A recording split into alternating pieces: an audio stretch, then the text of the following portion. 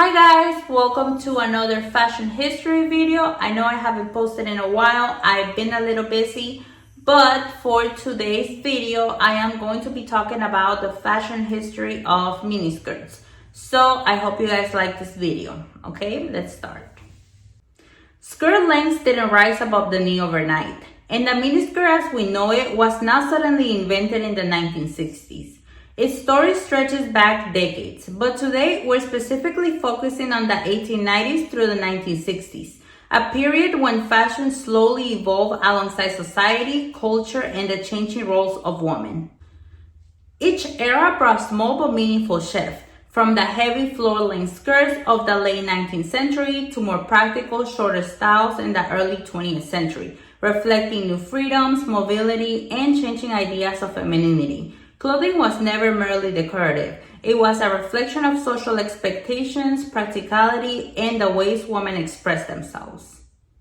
By tracing this gradual transformation, we can see that the miniskirt was not an isolated trend, but the culmination of decades of change, shaped by cultural shift, historical events, and the evolving perception of the female body in modern fashion. Early skirts and social rules, 1890s to 1910s. At the end of the 19th century, skirts were long, heavy, and designed to cover the body almost entirely, often brushing the floor, and layered with petticoats or multiple undergarments. These extreme lengths reflected strict social ideas of modesty, class, and femininity, signaling a woman's adherence to society rules and her family's status. Clothing was never merely about personal style or comfort. It was a visible tool for shaping behavior, dictating how women could move, sit, or even appear in public. Every step, every gesture was guided by the weight and length of the garment, making the skirt a symbol of both societal expectations and limited physical freedom.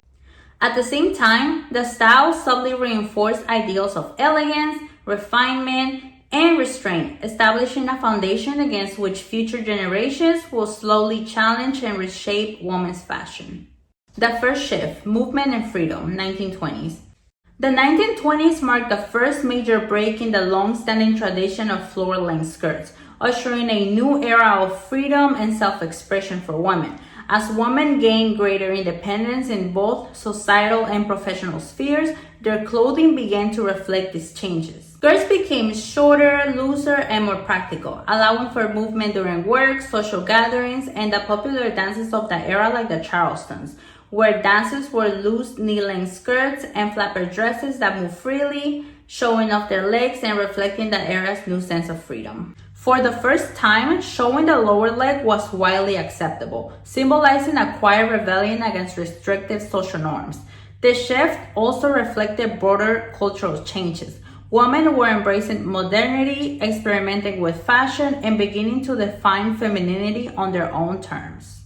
The relaxed silhouettes and higher hems of the 1920s laid the groundwork for a gradual shortening of the skirts in the decades to come, demonstrating how style could mirror freedom and societal transformation.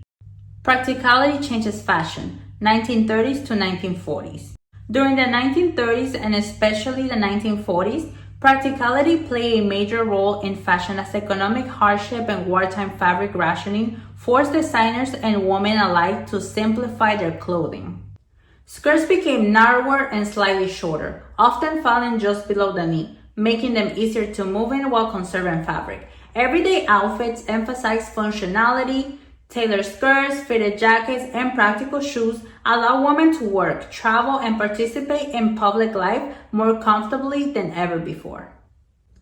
Skirts continue to rise, not for shock or rebellion, but out of necessity, demonstrating how function began influencing fashion more than appearance alone. Even small adjustments in hemline reflected larger societal changes, showing that clothing could evolve with both the needs of daily life and a broader cultural moment. The 1950s, femininity reimagined.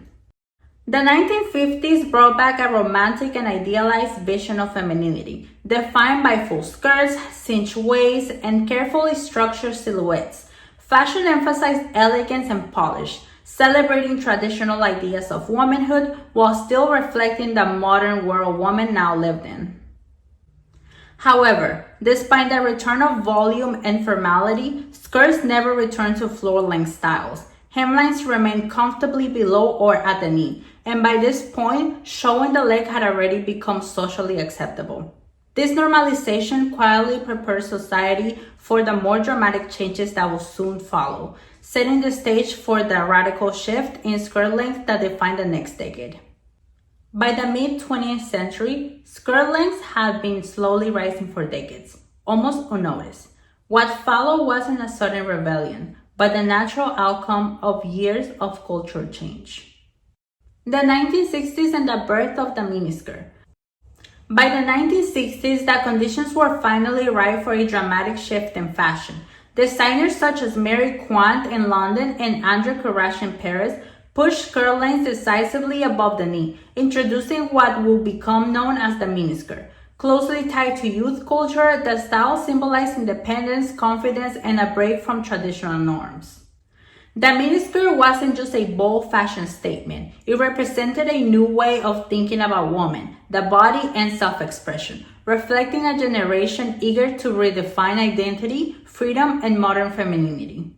The miniskirt didn't appear out of nowhere. It was built slowly, hemline by hemline, across generations. Fashion rarely changes overnight. It evolves alongside society, reflecting who we are and who we're becoming. Thank you so much for watching my video. I appreciate it a lot. Don't forget to subscribe to my channel for more fashion history videos. I'll be posting more videos eventually. That's it. Until the next video. Bye.